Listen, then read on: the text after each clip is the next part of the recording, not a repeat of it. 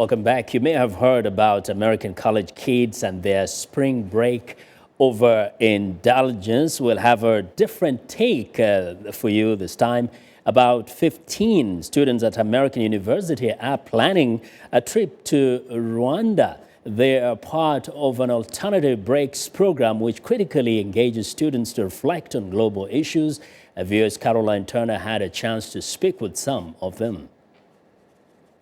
Rachel Sneed is a sophomore focusing on international development in Africa. Her interest is in public health and human rights violations. This is her second trip. On this trip, we are focusing on healing and youth development. So we'll be looking more at the youth because Rwanda seems to believe that the youth are going to be the future of their country. So we want to see how Rwandans are treating the street children because they are going to be the ones leading the country. Carolyn, Brazil, a junior, is interested in implementing reconciliation programs. The Rwanda trip in general is about healing, development, and justice in a post-conflict society. And each trip subsequently has taken its own angle. Some have focused on youth, some have focused more on the justice aspect. It really depends. You have the opportunity to visit with organizations and individuals who are really making an impact in these societies, who are determined to move it forward despite the horrors of 1994. We personally were meeting with government organizations, with individuals, and we worked very closely with the Kigali Genocide Memorial. Grace-Cecille Obame is a sophomore interested in African economic development and youth empowerment. This will be her second trip. Actually, it's one of those African countries where there isn't that much difference between the ethnic groups. I think it was really something that was shocking to me to realize. And actually interacting with the people and them telling me their stories going through the genocide was really, an